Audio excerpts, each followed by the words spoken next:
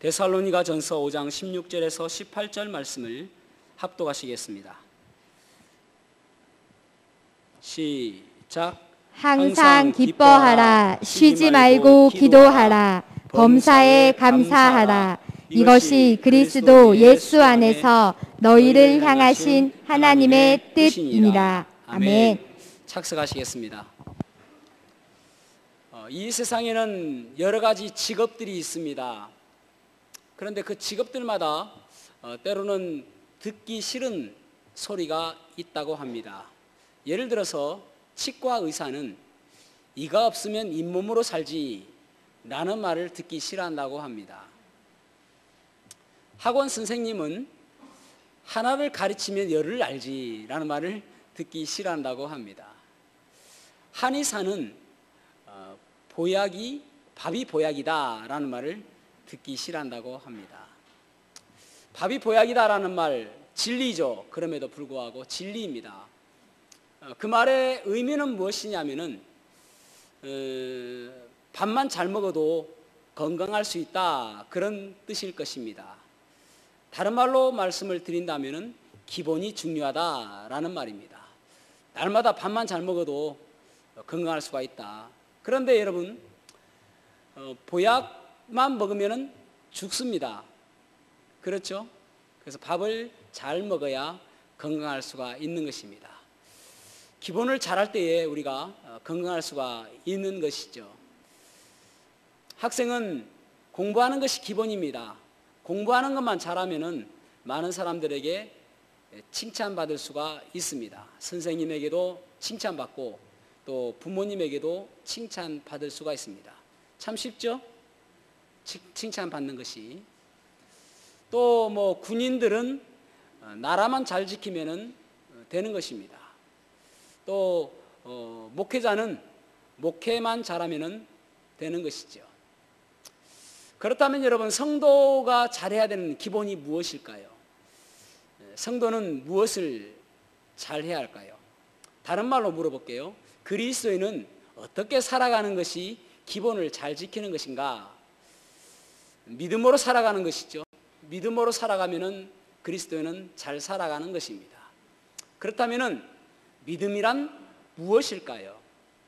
믿음으로 산다는 것은 어떻게 살아가는 것일까요? 그것은 주님의 뜻대로 살아가는 것입니다. 하나님의 뜻대로 살아가는 것, 하나님께서 원하시는 방법대로 살아가는 것이 그리스도인의 기본적인 모습이라고 할 수 있을 것입니다. 그런데 오늘 본문의 말씀에 보면은 항상 기뻐하라, 쉬지 말고 기도하라, 범사에 감사하라, 이는 그리스도 예수 안에서 너희를 향하신 하나님의 뜻이다 그렇게 말씀하고 있습니다. 그러니까 하나님의 뜻은 우리가 항상 기뻐하고 쉬지 말고 기도하고 범사에 감사하는 것이 하나님의 뜻대로 살아가는 것이다 라고 말씀하고 있습니다. 오늘이 이제 2021년 상반기 마지막 주일입니다. 이제 하반기를 맞이하면서 우리가 어떻게 살아가야 될지를 좀 생각해 보았으면 좋겠습니다. 2021년 처음에 우리가 들었으면서 표를 by faith, 믿음으로, we work by faith, not by sight. 우리가 살아가는 것은 보이는 것으로 살아가는 것이 아니라 믿음으로 살아가는 것이다 라고 시작을 출발했습니다. 그렇다면 하반기에 우리가 어떻게 믿음으로 살아가느냐 한번 생각해 보아야 된다는 것이죠. 그래서 하반기에 이 기본을 잘 하는 그러한 하반기가 되었으면 좋겠습니다. 밥이 보약이다 라는 제목으로 설교하기는 처음입니다. 좀 충격이 되었으면 좋겠습니다. 아, 밥이 보약이니까 밥만 잘 먹자라고 끝나는 것이 아니라 기본을 내가 정말 잘해야 되겠다라는 생각을 오늘 가지면 좋겠습니다.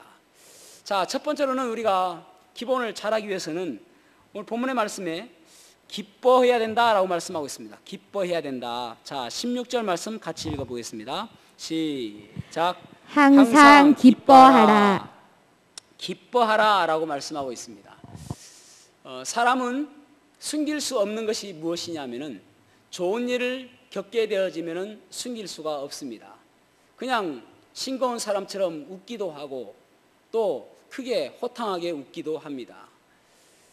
그러면 좋은 일 있습니까? 라고 물어보면 아이 뭐 그런 거 없습니다 라고 하는데 좋은 게 있는 거예요. 좋은 일이 있기 때문에 웃는 것입니다. 좋은 일이 있을 때 웃는 것은 믿음과는 상관이 없습니다. 그렇죠?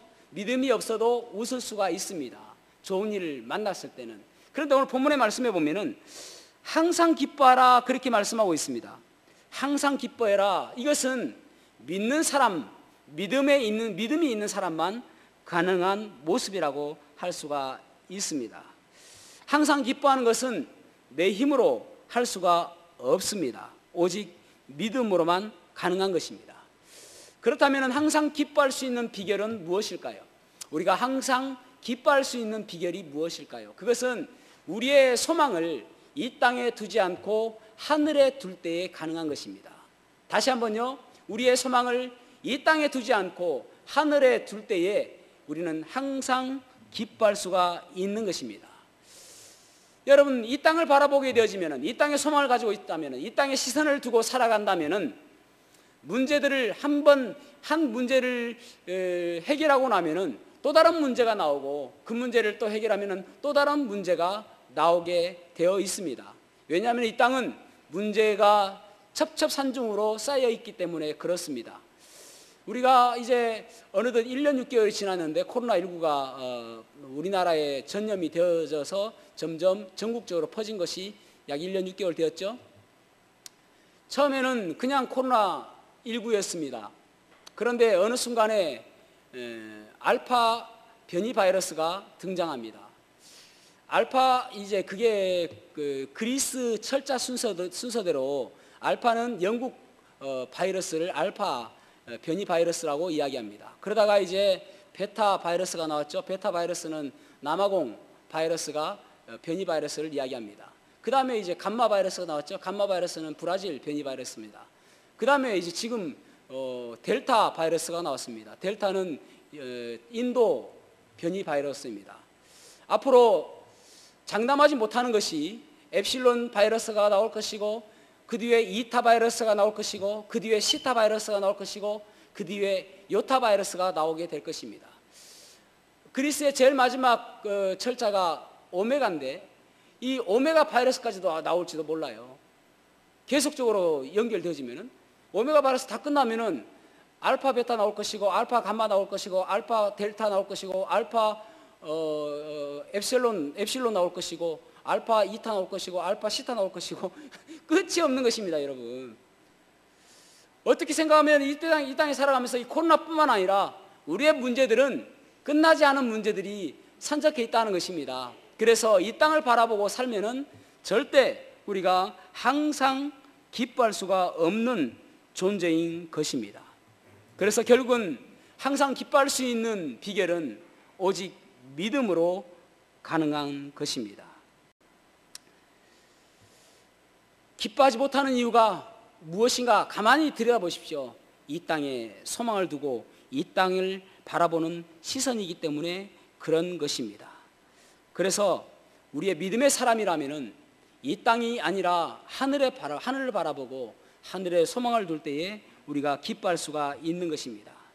마태복음 13장 44절에 보면은 천국은 마치 밭에 감추인 보화와 같으니 사람이 이를 발견한 후에 숨겨두고 기뻐하며 돌아가서 자기의 소유를 다 팔아 그 밭을 사느니라. 아멘.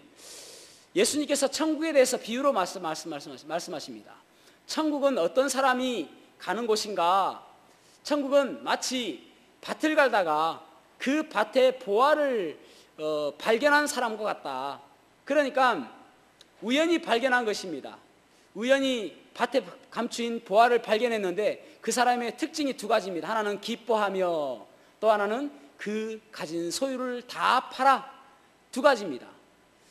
너무나도 기쁘죠. 왜냐하면 이제 그 보화로 인해서 자기의 인생 대역전이 일어나게 되는 것입니다. 이때까지 절망과 고난과 역경을 다 이제 뒤로하고 기쁨만이 가득하게 된 그러한 아주 큰 보화를 발견했기 때문에 그렇습니다. 그래서 그 보화를 그가 소작농이거든요. 소작농. 그래서 이 밭을 그 주인에게 사야 그것이 자기 것이 되잖아요. 그래서 자기의 소유를 다 팔아서 그는 그 밭을 산다는 것입니다. 여러분, 우리가 어쩌면 이 농부가 열심히 안 했을 수도 있습니다. 그런데 우연히 발견했습니다. 어쩌면 그 전에 소작농은 더 열심히 했을 수도 있겠습니다. 그런데 그 소작농은 그 보화를 발견하지 못했습니다. 우리의 인생도 마찬가지입니다. 우연히 살다가 우리가 예수 그리스도를 만났잖아요. 우리는 이 땅에 살아가면서 우연히 살다가 우리 도저히 믿을 수 없는 그 예수 그리스도께서 나의 죄를 위해서 십자가에 달려 돌아가셨는데, 십자가에서 고린도후서 5장 21절 말씀처럼 죄 자체가 되셔서, 죄 덩어리가 되셔서 우리의 모든 죄를 위해서 십자가에 달려 돌아가셨습니다. 그리고 장사 지낸 바 되셨다가 3일 만에 부활하셨단 말입니다. 그래서 성경에서는 로마서 8장에 우리를 이미 예지하시고, 이미 아시고, 이미 정하시고, 미리 정하시고, 그리고 우리를 불러주셔서 우리를 의롭다 칭해 주시고, 그리고 예수님께서 이 땅에 오실 때에 우리를 예수님의 모습처럼 영화롭게 만들어 주시겠다라고 말씀하시잖아요.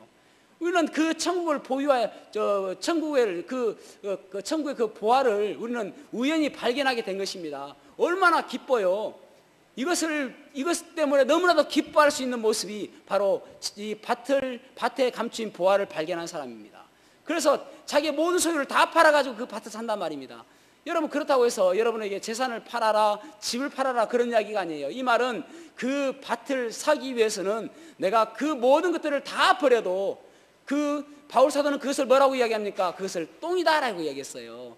예수 그리스도를 알기 전에 내가 지식을 가지고 있었고, 내가 베냐민 지파의 유대인이었고, 그리고 바리새인이었고, 이 모든 것들이 나는 배설물이다. 왜냐하면 내가 예수 그리스도를 발견했기 때문이다라고 이야기하는 거예요. 오늘 많은 사람들이 이것을 발견하지 못해서, 어떤 사람은 여러분 우리보다 더 착한 일도 많이 하는 사람들도 있고요, 또 어떤 사람은 우리보다 더 열심히 사는 사람들도 있습니다. 그런데 결국은 예수님을 발견하지 못했기 때문에 우리가 버렸던 그 똥을 위해서 살아가는 사람들이 얼마나 많습니까? 우리는 그것이 중요한 게 아니에요. 왜냐하면 예수 그리스도를 발견했기 때문에 그렇습니다.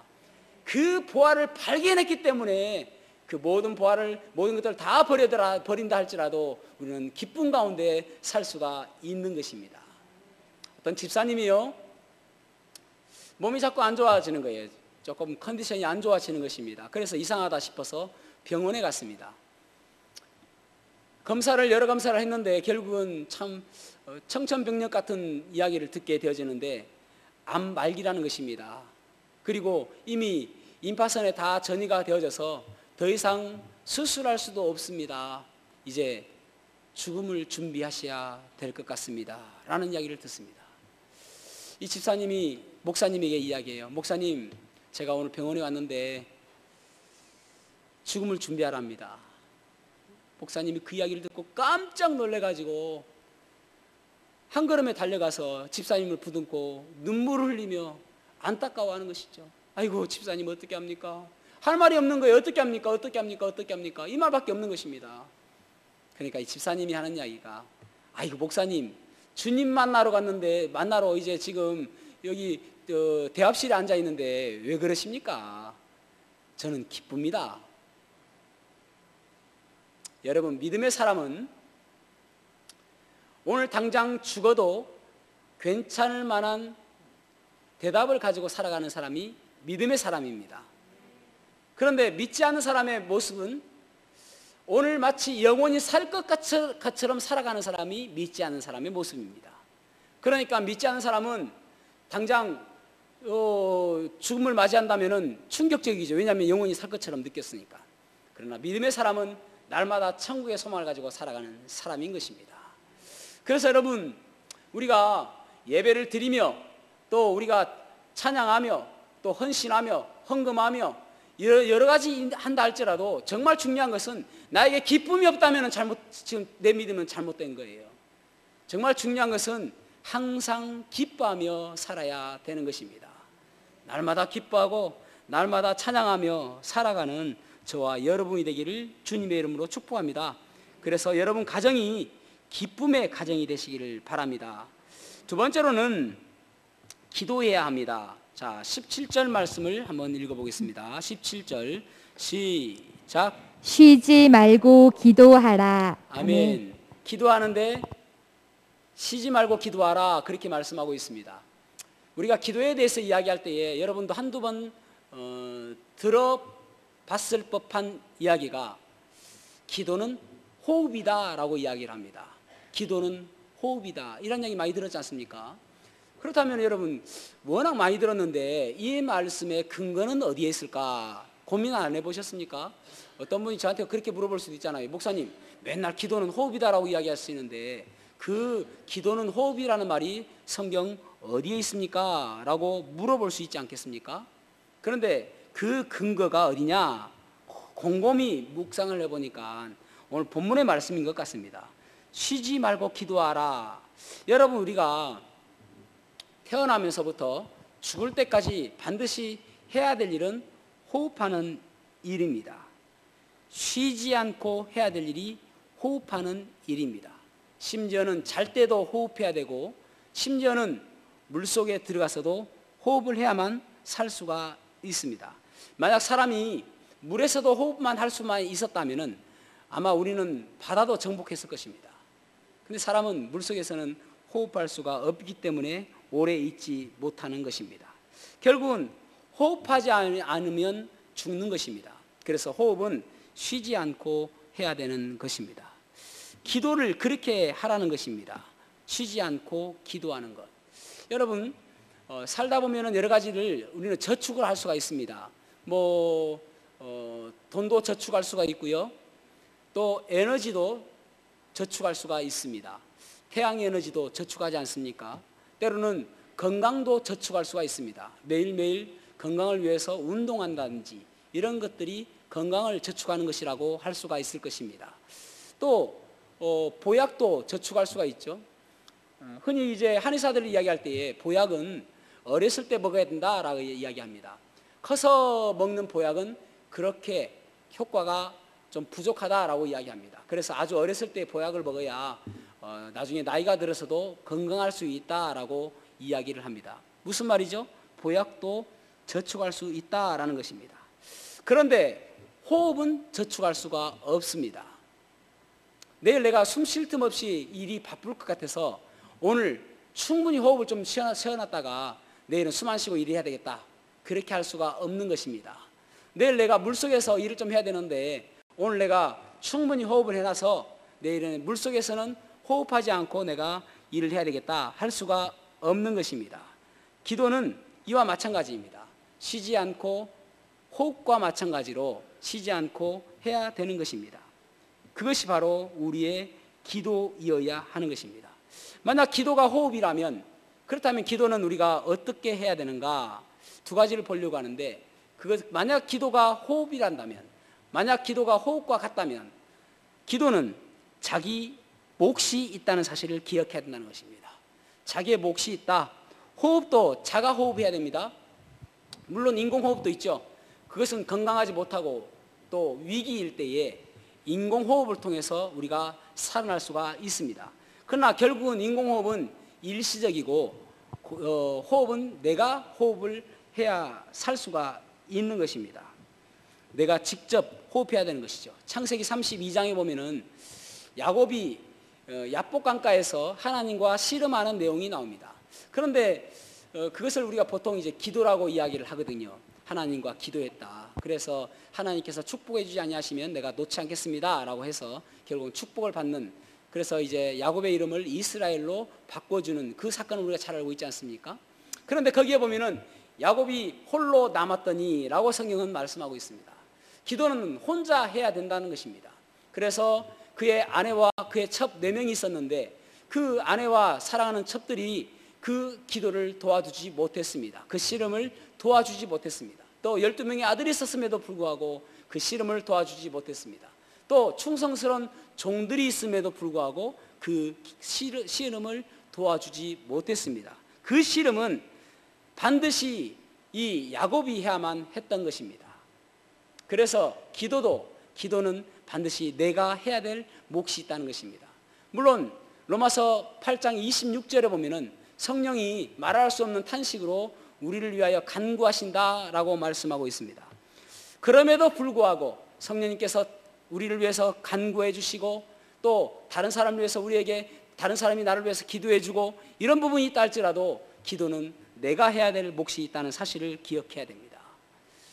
데이비드 월커슨 목사님이 계시는데요, 그분이 생전에 한 자매님이 와가지고 목사님에게 기도 부탁을 했습니다. 목사님, 우리 자녀를 위해서 기도를 좀 해 주십시오 라고 하는 것입니다.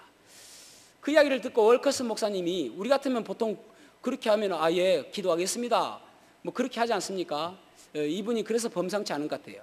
아주 훌륭하신 분인데 이분이 뭐라고 이야기하냐면은 나는 당신의 자녀를 위해서 기도하지 않겠습니다 라고 했습니다. 그러자 조금 기분이 나빴습니다. 시험들만 해요. 그래서 이 자매님이 아니 왜 기도해 주지 않는 것입니까 목사님 하니까 이 목사님이 그 자매님에게 당신은 당신의 자녀를 위해서 기도합니까? 라고 물어봤습니다. 그러자 이 자매님이 사실 내가 좀 바쁘고 그래서 내 자녀를 위해서 기도하지 못합니다 라고 했습니다. 그러자 이 월커슨 목사님이 당신도 당신의 자녀를 위해서 기도하지 않는데 내가 어떻게 당신의 자녀를 위해서 기도하겠습니까? 여러분, 분명히 우리가 해야 될 기도가 있는 것입니다. 내가 해야 될 기도가 있는 것입니다. 그래서 내가 해야 될 기도의 몫이 있다. 기도의 종류에 대해서 디모데전서 2장 1절에 보면 이렇게 말씀하고 있습니다. 그러므로 내가 첫째로 권하노니 모든 사람을 위하여 간구와 supplication이에요. 간구라는 말은 뭡니까? 탄원한다 그런 말입니다. 그러니까 간구와 탄원한 다른 사람을 위해서 탄원하고 그 다음에 기도와 기도는 기본적인 일반적인 프레이어입니다. 기도 도고와 인터셉션이에요. 인터셉션은 그러니까 이제 우리가 뭐라고 번역하냐면 중재 이런 말이거든요. 그러니까 다른 사람을 위해서 중보 기도하는 것을 도고라고 이야기를 합니다. 그 다음에 감사, giving of thanks, 감사를 한다. 그래요. 그러니까 다른 사람을 위해서 우리가 기도하는 거 필요합니다. 다른 사람들을 위해서 눈물로 기도하는 거 필요합니다. 그래서 우리가 찬양 가운데 아주 은혜롭게 찬양을 하는 찬양이 있잖아요. 당신이 지쳐서 기도할 수 없고 눈물이 빗물처럼 흘러내릴 때 주님은 아시네 당신의 약함을 사랑으로 돌봐주시네.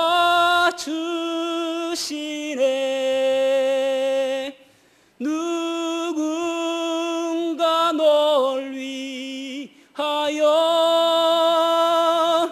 누군가 기도하네. 내가 홀로 외로워서 마음이 무너질 때 누군가 널 위해 기도하네. 아멘. 누군가 나를 위해서 기도하는 건 너무나도 감사하지요. 저도 그렇습니다. 여러분들이 저를 위해서 기도해 주신 것 제가 느끼고 때로는 힘이 지치고 그럴 때도 누군가 나를 위해서 기도하는 것 때문에 일어날 수 있는 힘을 얻기도 합니다. 그런데 여러분, 인공호흡이라니까요. 내가 기도해야 되는 것입니다. 내가 무릎 꿇고 하나님 앞에 내가 해야 될 몫을 가지고 기도해야 되는 것입니다. 제가 새벽 기도를 악착같이 합니다. 왜 그렇습니까? 그래야 내가 살 수 있기 때문에 그렇습니다. 내가 해야 될 목, 내가 그 해야 될 목까지 다른 사람에게 맞출 것이 아니라 내가 다른 사람을 위해서 기도하는 것도 내가 해야 될 몫이고 내가 내 자녀를 위해서 기도하는 것도 내가 해야 될 몫이고 또 내가 나를 위해서도 기도하는 것도 내가 해야 될 몫이 있는 것입니다. 호흡을 다른 사람이 해줄 수 없는 것처럼 나도 내 기도를 위해서 내가 가지고 있는 이 기도 제목을 위해서 이 교회를 위해서 이 국가를 위해서 내가 해야 될 몫이 있는 것입니다. 여러분, 오늘날 자매님들은 그래도 많이 기도를 하는 것 같습니다. 우리 교회는 뭐 그렇지 않겠죠. 대부분 많은 교회들에서 형제들이 참 기도가 부족합니다. 디모데전서 2장 8절 말씀 한번 읽어볼까요? 디모데전서 2장 8절 시작. 그러므로 각 처에서 남자들이 분노와 다툼이 없이 거룩한 손을 들어 기도하기를 원하노라. 아멘. 아멘. 형제들이, 남자들이 분노와 다툼이 없이 거룩한 손을 들고 기도하기를 간구하노라. 저는 확신합니다. 우리 성도들이, 우리 형제들이 각처에서 분노와 다툼을 하지 않고 거룩한 손을 들어 기도할 때에 그것이 변화될 줄로 믿습니다. 이 나라가 바뀔 줄 믿습니다. 우리의 가정이 아내가 기도하는 것으로 만족하지 않고 우리의 가장이신 우리 형제들이 거룩한 손을 들고 분노와 다툼을 하지 않고 기도할 때에 우리의 가정에 하나님께서 기적을 일으켜 주실 줄로 저는 확신합니다. 여러분, 형제들이 기도해야 됩니다. 물론 자매들도 기도해야 되죠. 그렇지만 형제들이 더 앞장서서 기도할 때에 놀라운 하나님의 날들을 우리가 목격할 수가 있을 것입니다. 기도해야 됩니다. 누구나 할 것 없이, 학생들, 장년부, 어린이까지 할 것 없이 내가 기도해야 되는 것입니다. 그리고 기도가 호흡이라면은 기도는 현재 진행형이어야 됨을 알 수가 있습니다. 여러분, 기도가 호흡이라면은 지금 당장, 지금 항상 기도하고 있어야 되는 것입니다. 옛날에 나 기도 많이 했어. 옛날에 나도 새벽 기도 많이 하고, 옛날에 나는 얼마나 기도했는지 몰라. 그게 중요한 게 아니에요. 지금 내가 기도해야 되는 것입니다. 지금 나는 기도하고 있는가? 그래서 주님 오실 날까지, 주님 오실 때까지 우리는 날마다 기도하며 살아야 되는 것입니다. 여러분, 누워도 기도해야 되고 걸어가도 기도해야 되고 때로 몸이 안 좋아서 병실에 누워있다 할지라도 기도해야 하는 것입니다. 지금 현재 기도해야 하는 것입니다. 그것이 기도는 호흡인 것, 기도는 호흡이다라는 말과 맞는 것입니다. 여러분, 기도한다고요? 아니, 숨 쉰다고 해서 건강해지지 않습니다. 그렇죠? 숨 쉰다고 해서 우리의 폐가 튼튼해지지 않습니다. 숨 쉰다고 해서 내 피부가 좋아지지 않습니다. 숨 쉬는 것 자체는 내가 무엇을 좋아지기 위해서 하는 것이 아니라 결국은 숨 쉬는 것 가지고 나는 살기 위해서 숨 쉬는 것입니다. 어떤 사람은 기도하지 않음에도 불구하고 잘 살아가는 사람이 있습니다. 어떤 교회는 기도하지 않음에도 불구하고 부흥하는 교회가 있습니다. 또 어떤 교회는 기도함에도 불구하고 부흥하지 않는 교회가 있습니다. 여러분, 이런 목적이 문제가 아니라 기도는 반드시 살기 위해서 하는 것입니다. 그래서 우리는 쉬지 않고 기도해야 하는 것입니다. 어떤 목적이 없다 할지라도 우리는 기도해야 살 수 있는 존재임을 기억하시고 날마다 쉬지 않고 기도하는 저와 여러분이 되기를 주님의 이름으로 축복합니다.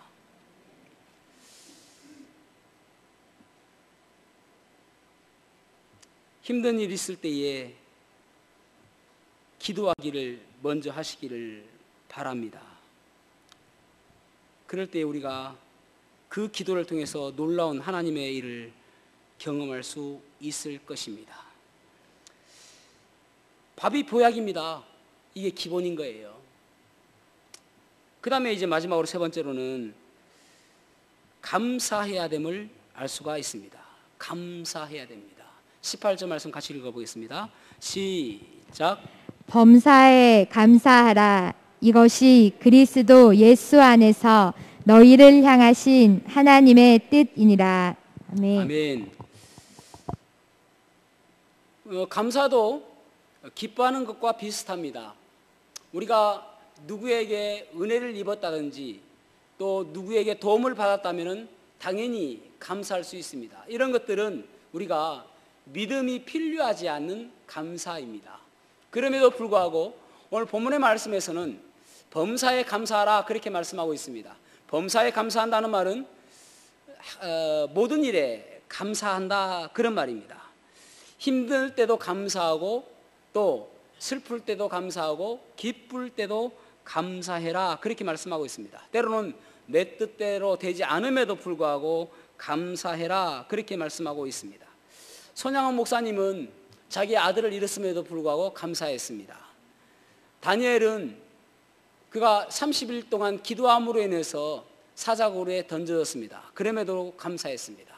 여러분, 우리가 기도까지는 할 수 있습니다. 위기를 만났을 때에, 힘든 일을 만났을 때 기도까지는 할 수 있습니다. 그런데 거기에서 한 단계 더 높은 믿음은 감사까지 가는 것입니다.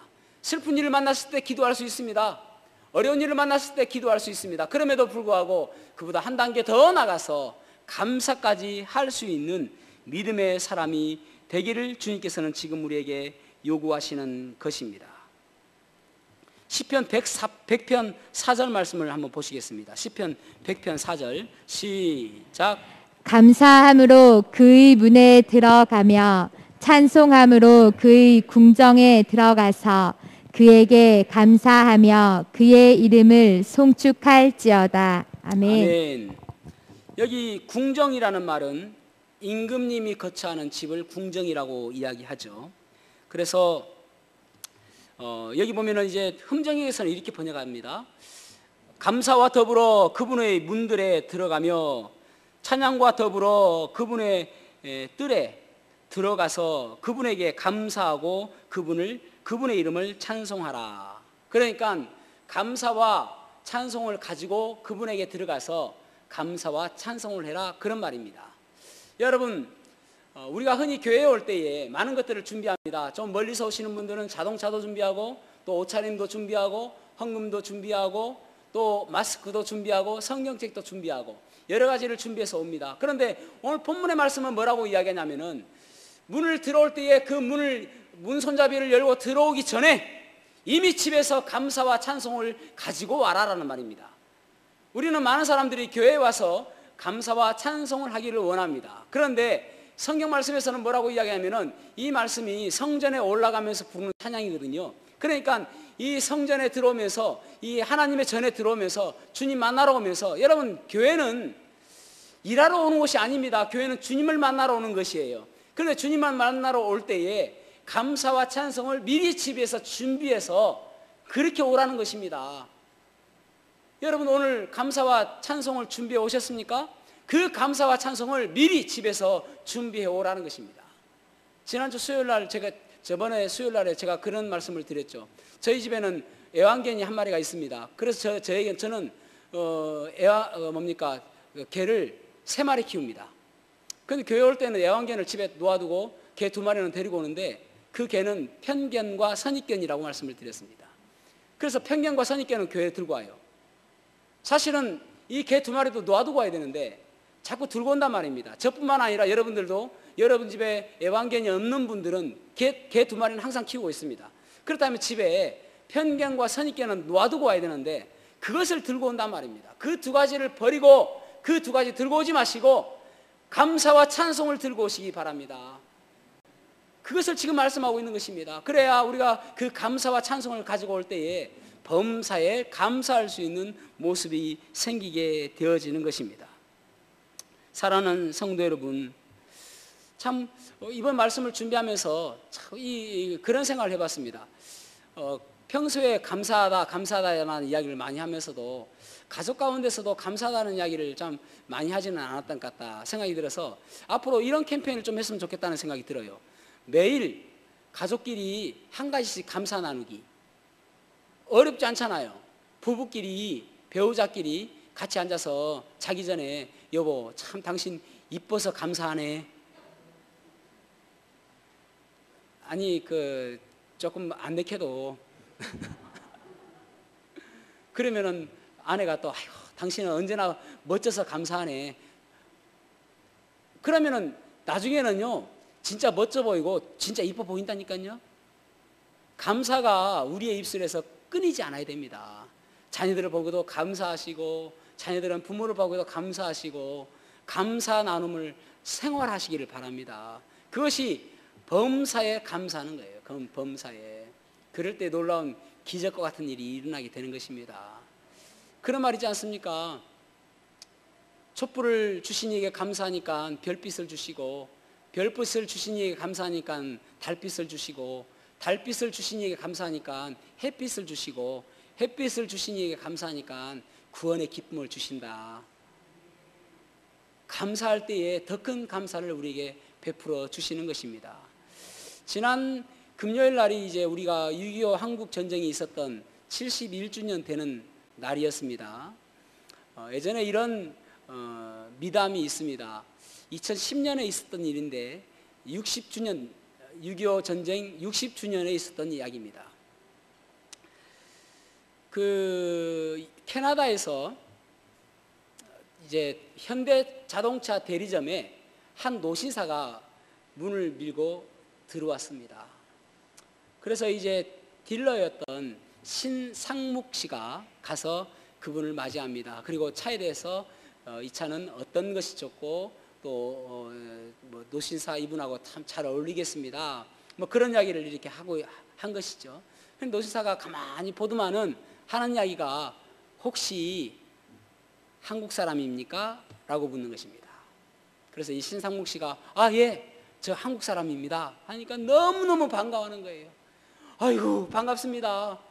나는 한국을 너무너무 사랑하고 한국을 너무너무 자랑스럽게 생각합니다.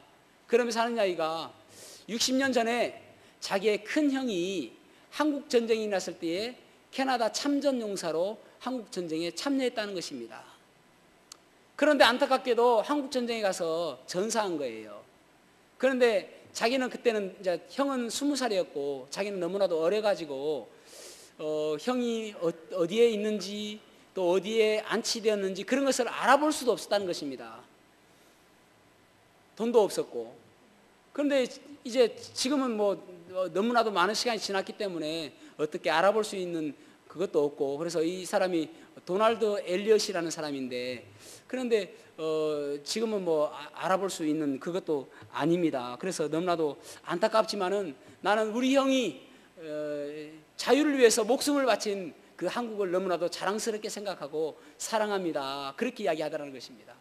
그래서 이 사람을 참 도와주고 싶은 마음이 있는 거예요, 이 마음속에. 그래서 혹시나 그 형 이름이 어떻게 되십니까? 라고 하니까 로이 더글라스 엘리엇이라는 이름을 가지고 있었습니다 라고 하는 것입니다.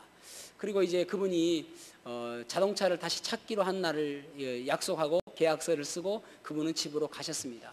그리고 신상묵이라는 분이 우리 한국을 이렇게 자랑스럽게 생각해서 내가 뭔가 도움을 주고 싶은데 해가지고 서울에 이제 그 서울 국립공원이 있다고 합니다. 거기는 외국인들 전사자들을 이제 안치해 놓은 곳이라고 합니다.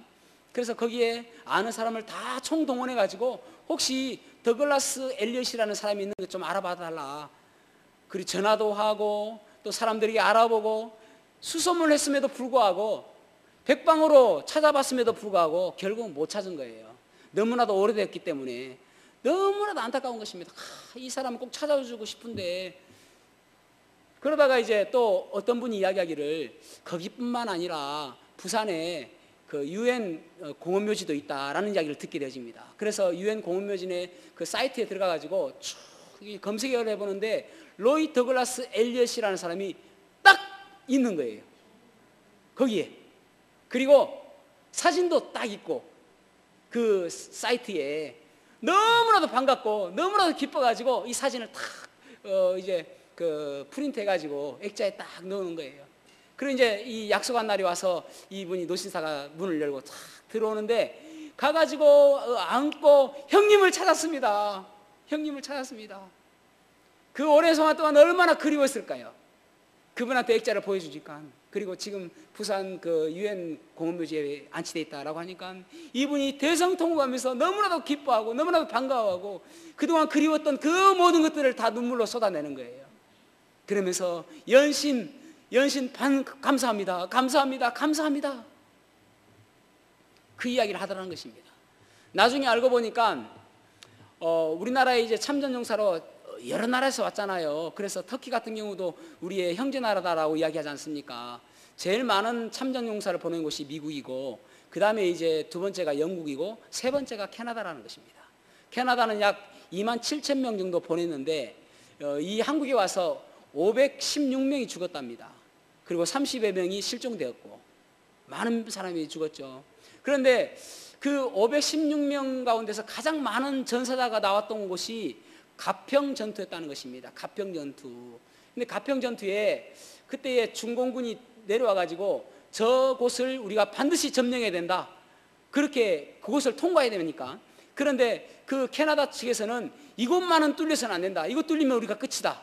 그래서 총동원해 가지고 자기의 목숨을 걸면서까지 그곳을 사수해서 승리했다는 것입니다. 그래서 캐나다 입장에서는 이 6.25 전쟁에서 그들 캐나다에서 가장 큰 대승을 이룬 곳, 그곳이 바로 가평전투라는 것입니다. 그런데 거기에서 더글라스 엘리엇이라는 큰형이 전사한 거예요. 이 이야기를 이제 신상묵이라는 분이 너무나도 자기도 감격스러워서 이것을 이제 페이스북에 올려놓고, 그래서 많은 사람들에게 이제 전해지면서 우리나라에서도 국가보훈처에서 이 사실을 알게 되어지고, 그러면서 이제 그 엘리엇이라는 이 도널드 엘리엇을 우리나라 초청해가지고 감사를 전했다는 그런 이야기가 있습니다.